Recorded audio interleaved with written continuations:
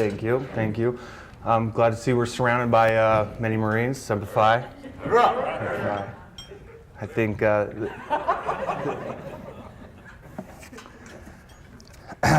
right, so good morning. It's an honor to be able to stand in front of everyone here today and be able to tell a little bit about my story. I'm going to briefly tell you a little bit about who I am, who Dylan Gray is, and how I kind of came here to stand in front of you today. I joined the Marine Corps when I was 19 years old. I was the grandson of a World War II tank commander and the son of a Green Beret shot 3 times in Vietnam. I'm a brother to 3 girls and 5 boys. 9 kids plus my mom and dad. My dad didn't talk about Vietnam much. He often told stories about chow, specifically how to cook sea rations with C4. And one story about this mysterious smoke grenade that went off in his officer's hooch one night. So no one knew what happened. My dad's only advice for me if I was to join the military was he suggested I join the Marine Corps. As I grew up, I could always see myself wearing a uniform. Had a hard time getting thoughts of Full Metal Jacket out of my head, though. But still, on February 3rd, 2003, I put my feet in those yellow footprints at MCRD San Diego, having no idea what really was in store for me. I graduated boot camp and became a United States Marine, still really not knowing what that meant. I went on to complete School of Infantry and then received my orders to Twentynine Palms, California. Now I thought, wow, 29 Palms, it sounded exotic and a lot better than Camp Pendleton. I grew up in a farm in Utah, and now I'm living the dream in paradise here in Southern California. Little did I know that they planted those 29 palm trees in the middle of the desert. So. In November of 2003, I shipped out Okinawa, do a little workup before I did my first tour to Iraq. It was after my first tour that I started to grasp what it meant to be a United States Marine. I had formed a bond with the men that I worked with every day. They risked their lives every day to protect me, and I did the same for them. But it didn't end when we returned home. I was often asked, you just spent every day and every minute for the last 7 months with these guys. Don't we want a break from them when we try to go out? My answer was always no.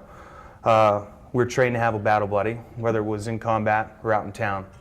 Marines always looked out for each other. So I'm going to fast forward to now where I had 1 month left of my 3rd tour to Iraq. Only a couple more missions, and I would be doing an exchange with the new unit, and I would be going home. And then on February 16th, 2007, a day that made a dramatic difference in the rest of my life, the Humvee that I was driving hit an IED. I don't remember much, but I do remember waking up in a hospital in Germany 24 hours later. The nurse in the room told me where I was and the extent of my injuries. The first thing that went through my head was victory. The insurgents failed and I won. I would go home to see another day. While I was at the Center for the Intrepid, which is a rehabilitation center in San Antonio, Texas for amputees, I noticed there was something lacking in my life. I was surrounded by veterans, but I still kind of felt alone. After medically retiring from the Marine Corps in 2008, I followed a few friends of mine and fellow Marines to the Mountain Warfare Training Center south of here in Bridgeport, California. So got a job there managing the ranges, and it was extremely beneficial to my transition to civilian life. I was able to hang out with some of my fellow Marines every day while learning what this new life as a civilian was going to be. Now, you may not understand this next statement, but please listen to what I'm going to say and why. I have never considered myself a victim. Having my legs blown off has been one of the greatest things to ever happen to me. And the process of dealing with my injuries has had an extremely positive impact on my life. Why? Because now I appreciate life more. And I realize that one of the things that America has gotten right in this war is taking care of our veterans. I've had so much support over the years that my transition has been a breeze, but I am one of the fortunate few. A big part of my success was the fact that I lived here in Nevada. And I'll get to the importance of living in Nevada in a moment. But during this time, I've watched my brothers and sisters in arms struggle. The brothers that sat in holes for days on end with me. The brothers that walked away physically unharmed that day our Humvee hit an IED. Who now, back in society, are struggling for a job that gives them the same pride, dignity, and satisfaction that being a Marine did. Or any job for that matter. They were struggling to fit in. They were struggling with all the same day-to-day things that the rest of America was struggling with in these hard economic times. Plus a culture shock. And in many cases, they're 4 to 8 years behind their generation. But those years in uniform were not wasted. We've learned many valuable things through our service that has great value in our workforce and society today.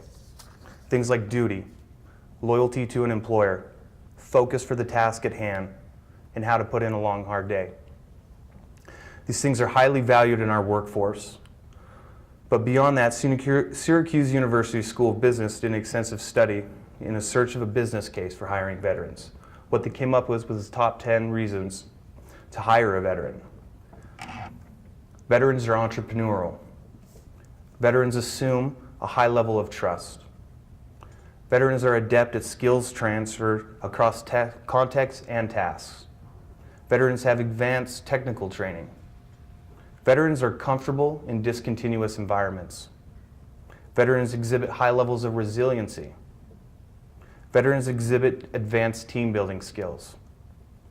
Veterans exhibit strong organizational commitment. Veterans have cross-cultural experiences, and veterans have experience in diverse work settings. We don't want a handout, just an opportunity, a chance to succeed, a chance at the life that we clocked out of when we enlisted to serve our country's needs. There is a potential happy ending to this story. This is where I go back to that statement I made about living in Nevada. The great state of Nevada has been leading the way in many ways for our veterans. One is the Green Zone Initiative, which is created by someone that we all know here, Caleb Cage. Another is all the organizations within this state, and specifically one, the Nevada Military Sport Alliance. When I retired from the military, I had a full-time job. It paid the bills, but there was something missing. I just didn't know what it was at the time. After receiving some assistance from the Support Alliance, I stuck around and helped out any way that I could. The Support Alliance usually holds these big banquets, Reno and Las Vegas, and a lot of people come out and to support our veterans. I had the opportunity to tell my story at one of these banquets. It was after that I realized that I had a skill that I was unaware of, and that was public speaking. That opportunity led to another, and soon I was offered a position as the Veteran Outreach Coordinator for the Green Zone Initiative. As a Veteran Outreach Coordinator, I was tasked with creating a veteran hiring program for the Green Zone Initiative. After months of research preparation, we were able to roll out the Green Zone Employer Program. The program has 3 parts. The first was to collect employers around the states that were interested in hiring veterans. Second was to educate and train these employers in the benefits of hiring veterans, how to go about it the right way, and most importantly, how to retain those veterans after they've been hired. And the third was to create a network of these employers and a network of veterans looking for this work and find a way to join those people together. Today, there's a long list of companies that are dedicated to hiring veterans, and that list is growing. And because of Caleb's hard work and dedication and many others, what was once just an idea of how to network veterans who are looking to better themselves is now a reality with this Engage. When I first got injured, I learned the power of leadership.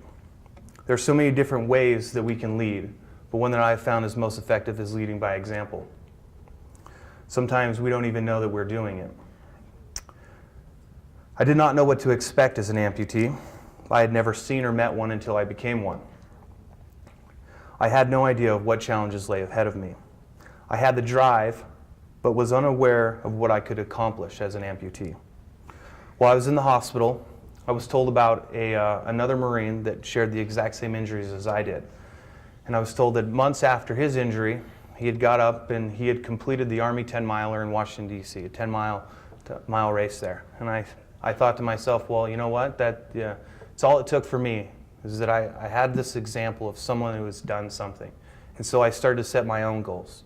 And 9 months after I was injured, I completed that same Army 10-mile race and was able to at least check off walking 10 miles off my checklist.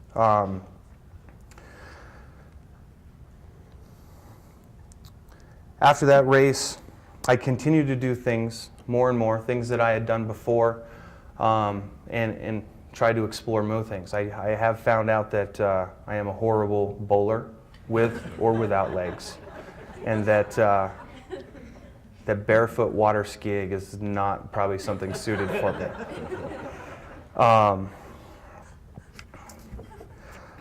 I now train for the Paralympics and headed for the 2018 Paralympics in Korea. I do a sport, snowboard cross racing. I just completed my first season of racing. Thank you. Thank you. What I found is that it doesn't seem like a big deal to me, but as I go and I train every day on the slopes, I'm approached by people all the time that say, you know what, I didn't even know it was possible. I can barely snowboard, and I have legs, and how you do this. But every day trying to set that example. And if at the end of the day, all I get is one other individual that has a disability who is sitting there not knowing what they are capable of doing or what they can accomplish, sees this and gets up and does something, then I have accomplished my mission. In closing, I would like to make one thing perfectly clear. We are not victims. We are assets. You have made the choice to be here and better yourselves. Continue doing that and continue setting that example for other veterans. Thank you, and Semper Fi.